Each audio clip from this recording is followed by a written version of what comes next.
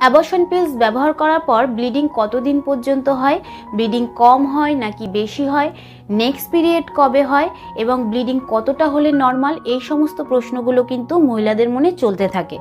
আবার অনেক মহিলারা এই সমস্ত প্রশ্ন নিয়ে কনফিউশনে থাকে যে ব্লিডিং 2 দিন হবে নাকি 4 দিন হবে। আমার বান্ধবীর তো 2 দিন হয়েছিল, তাহলে আমার কেন 10 দিন ধরে চলছে, তাহলে কি এটা নর্মাল নাকি অ্যাবনর্মাল? তো আসুন আজকে এই কনফিউশনগুলোকে দূর করি।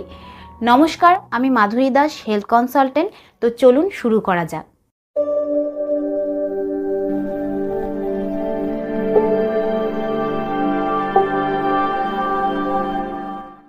প্রথমে হচ্ছে আনওয়ান্টেড কিট বা অ্যাবর্শন কিট ব্যবহার করার পর কতদিন পর্যন্ত ব্লিডিং হয়। দেখুন, অ্যাবর্শন কিটে কিন্তু টোটাল 5খানা ট্যাবলেট থাকে। প্রথমে যে ট্যাবলেটটা রয়েছে সেটাকে বলা হয় মিফিপ্রিস্টন, আর বাকি যে 4টে ট্যাবলেট রয়েছে সেটাকে বলা হয় মিসোপ্রস্টল। তো প্রথমে যে বড় ট্যাবলেটটা রয়েছে সেটা ব্যবহার করার পর কিন্তু ব্লিডিং স্টার্ট হয় না। এটা কিন্তু আপনার যে ভ্রূণটা রয়েছে সেটাকে ইউট্রাস থেকে আলাদা করতে সাহায্য করে। তো এই বড় ট্যাবলেটটা ব্যবহার করার পর হতে পারে অনেক মহিলার হালকা স্পটিং দেখা দিতে পারে, এর থেকে কিন্তু বেশি ব্লিডিং হয় না। তো বাকি যে 4টে ট্যাবলেট রয়েছে সেটা কিভাবে ব্যবহার করতে হয় আমি আগের ভিডিওতেই আপনাদেরকে জানিয়েছি, নিচে ডেসক্রিপশানে লিঙ্ক দেওয়া রয়েছে, চাইলে আপনারা দেখে নিতে পারেন।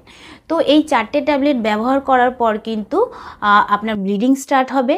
আর এই যে ব্লিডিংটা হয় সেটা কিন্তু প্রথমে 1-2 দিন অনেকটা বেশি হয়, আর এর সঙ্গে মাংসের দলার মতন বের হতে থাকে, কারণ এই ট্যাবলেটটা কিন্তু আপনার ভ্রূণটাকে বাইরে বেরিয়ে আসতে সাহায্য করে, তাই জন্য কিন্তু ব্লিডিং হয়।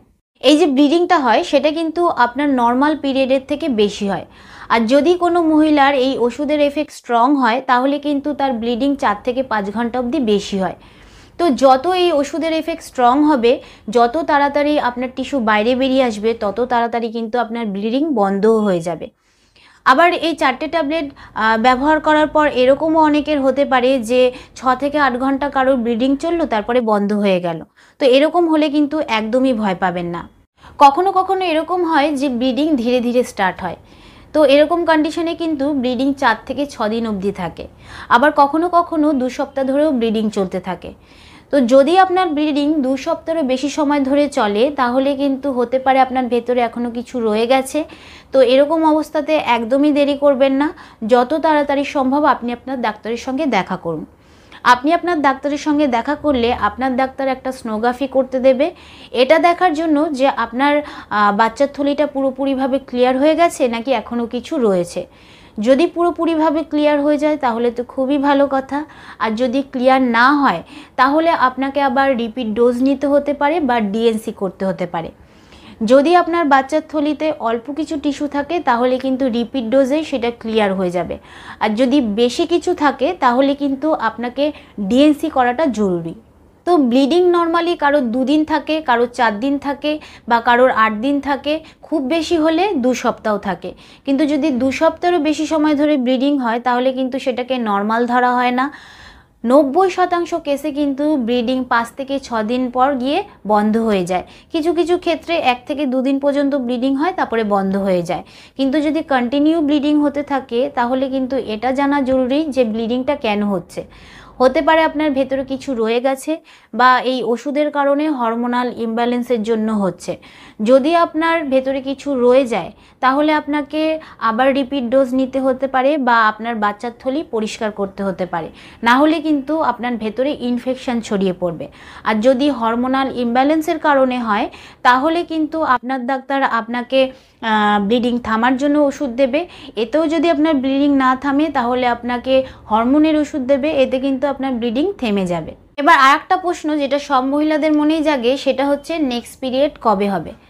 অ্যাবর্শন প্রসেসিং কমপ্লিট হওয়ার পর 4 থেকে 6 সপ্তাহ লাগতে পারে আপনার নেক্সট পিরিয়ড হতে।